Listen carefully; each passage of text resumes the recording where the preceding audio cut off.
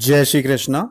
गरुड़ जी के पूछने पर जो वृतांत स्वर्ग में बैठे हुए सुख पूर्वक बैठे हुए विष्णु भगवान ने गरुड़ जी से कहा था, वही ज्ञान मैं आज आपको कहता हूं, सुनिए। गरुड़ जी ने पूछा, भगवान आपने भक्ति के अनेक मार्गों को तथा भक्तों की उत्तम गतियों को मुझे सुनाया है। अब इस समय में आपकी भक्ति से विमुख प्राणियों का गमन दुर्गम यम मार्ग कैसे होता है सुनना चाहता हूं कि यम मार्ग में किन कठिनाइयों को सामना करना पड़ता है, वो श्रवण करना चाहता हूं। हे भगवान, आप नाम लेना सरल है और जिह्वा अपने वश में है, फिर भी आपकी भक्ति से विमुक्त होकर जो नराधम नरक में जाते हैं उनको धिक्कार है। हे नाथ, पापियों की जो दुर्गति होती है और जिस प्रकार वे नरकगामी होते हैं तथा उसके दुख को सहते हैं, उससे विस्तार से कहिए।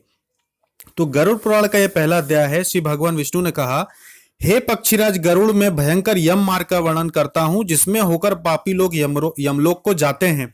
वह वर्णन सुनने वाले को भी अति भय देने वाला है, परंतु तुम्हारे आग्रह से मैं कहता हूं, जो लोग सर्वदा पाप में ही आसक्त रहते हैं, दया और धर्म से रहित हैं, कुसंगति में रहते हैं और उत्तम वेद शास्त्र तथा सत्संगति से विमुख रहते हैं, जो अपने को सम्मानित मानकर उग्र रहते हैं और धन तथा मर्यादा के गर्व से युक्त हैं, यानी कि जो घमंड में रहते हैं, तथा राक्षसी तथा भाव प्राप्त होकर देवी शक्ति रूपी संपत्ति से हीन होते हैं, यानी जिनमें देवी शक्तियों की भी जिन्होंने पूजा आराधना ना की हो, और देवी संपत्ति यानी कि उनके अंदर वैसा तेज प्रताप ना हो, जो काम तथा भोग में लीन रहते हैं, जिनका मन माया जाल में फंसा हुआ है, वे अपवित्र नरक में गिरते हैं। जो मनुष्य दान देने वाले हैं वे मोक्ष प्राप्त करते हैं। जो लोग पापी हैं वे दुख पूर्वक यम यातना सहते हुए यमलोक को जाते हैं।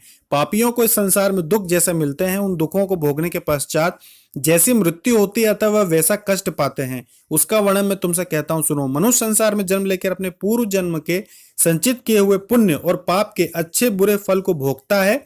शेष अशुभ कर्मों के संयोग से शरीर में कोई रोग हो जाता है।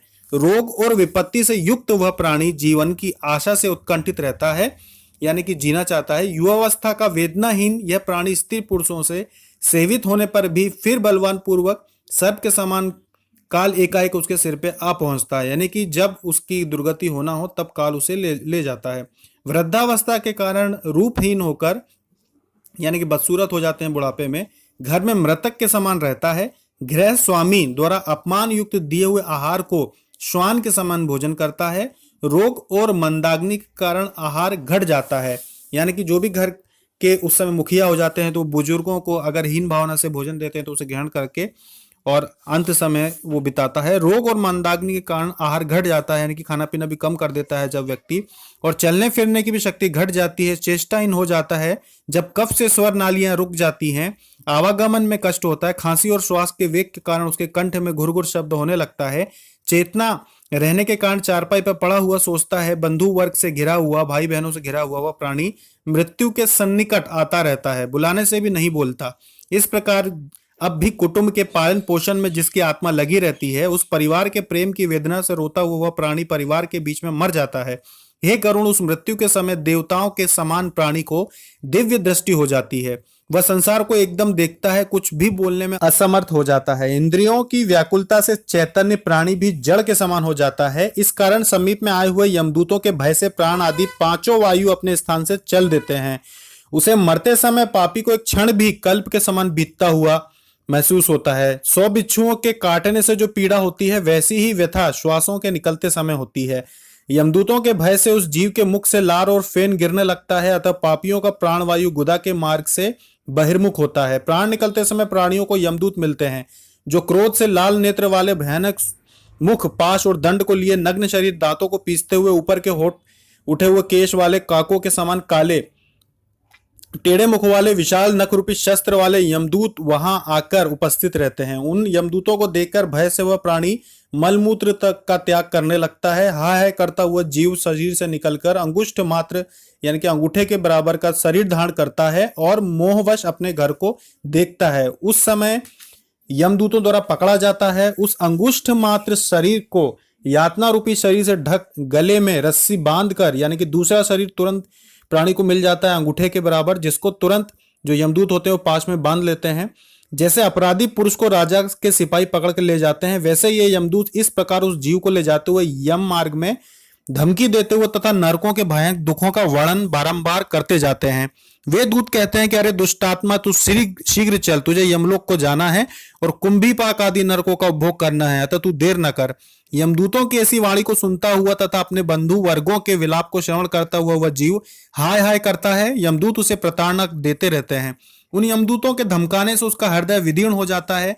भय से कांपता और अपने पापों का स्मरण करता हुआ यम मार्ग में कुत्तों से कटाया जाता है। जब मार्ग में क्षुधा और प्यास यानी कि भूख प्यास से पीड़ित होता है, सूर्य के तेज और पवन की प्रबलता से तप्त बालू में चलना पड़ता है। छाया और विश्राम रहित मार्ग में यानी ना कोई पेड़ पौधा रहेगा, ना कोई छाया रहेगी, असमर्थ हो जाता है। तब उस जीव को कोड़ों से मारते हुए यमदूत घसीटते हैं। ऐसे कठिन मार्ग में चलने के कारण थक कर गिरता है, मूर्छा खाता है तथा फिर उठता है। इस प्रकार वह जीव अंधकार में यमलोक में पहुंचाया जाता है। वह जीव 3 अथवा 2 मुहूर्त में यमलोक में पहुंचाया जाता है। वे यमदूत उसको घोर नरक की यातना दिखाते हैं। यमलोक में पहुंचकर वह जीव यमराज के दर्शन तथा 1 मुहूर्त में घोर नरकों की यातना को देखकर यमराज की आज्ञा से फिर मनुष्य लोक में आता है। यहाँ आने पर वह जीव पुनः अपने पूर्व शरीर में प्रवेश करने की इच्छा करता है, परंतु यमदूत उसे पाश में बांधे रहते हैं। इस कारण वह क्षुधा तृष्णा के दुख सुख को सहता विकल होकर रोता है। तब मृत्यु के स्थान पर पुत्रों द्वारा दिए गए पिंड को और मरने के समय में दिए हुए दान को वह जीव खाता है। जो पिंड करते हैं पुत्र, उसी को वो प्राणी फिर ग्रहण करता है। तब भी उस पापी जीव की तृप्ति नहीं होती। पुत्रों द्वारा दिए हुए दान, श्राद्ध और जलांजलि से पापी मनुष्य को तृप्ति नहीं होती।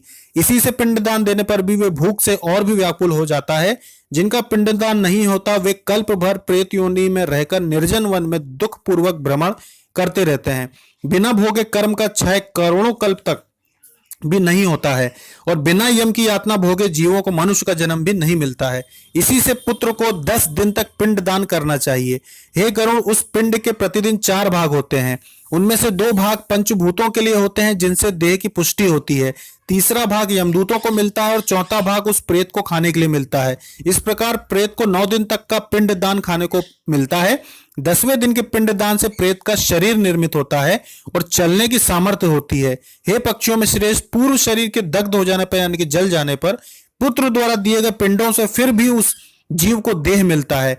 वह जीव हाथ भर का शरीर पाकर यानी कि अब अंगुष्ठ वाले शरीर से उसको हाथ भर का शरीर मिलता है। 10 दिनों के बाद यमलोक पथ में अपने शुभ अशुभ कर्मों को भोगता है।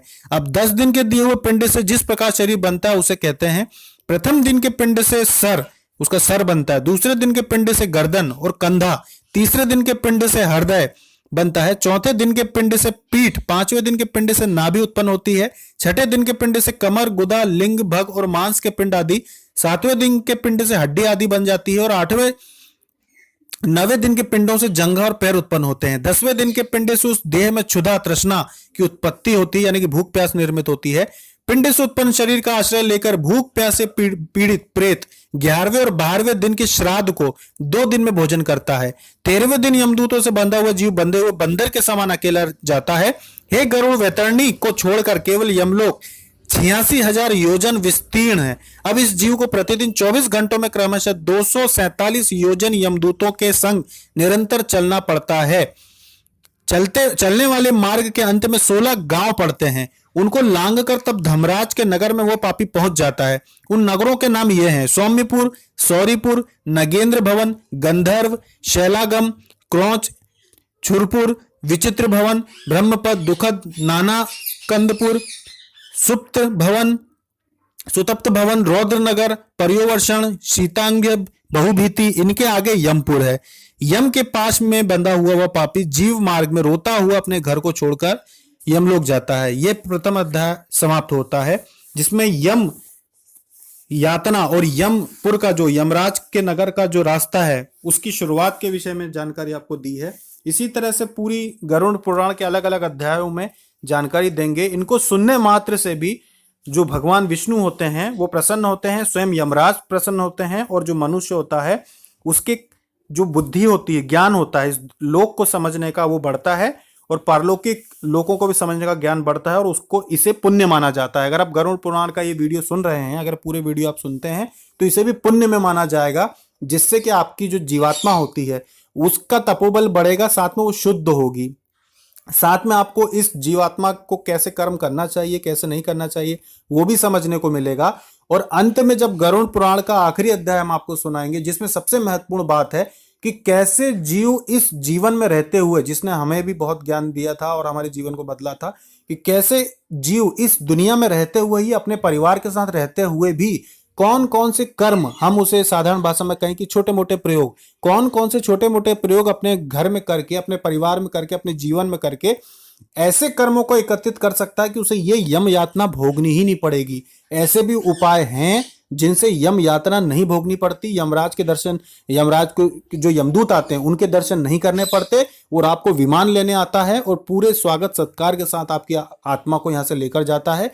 ऐसे प्रयोग हम आपको आगे गरुड़ पुराण के अध्यायों का जो जानकारी हम आपको देंगे उसमें आपको बताएंगे, जिससे कि आप अपना जीवन सफल कर सकते हैं, वो भी अपने परिवार के साथ रहते हुए सामान्य जीवन में, बगैर धन का नुकसान किए, बगैर पैसे का नुकसान किए।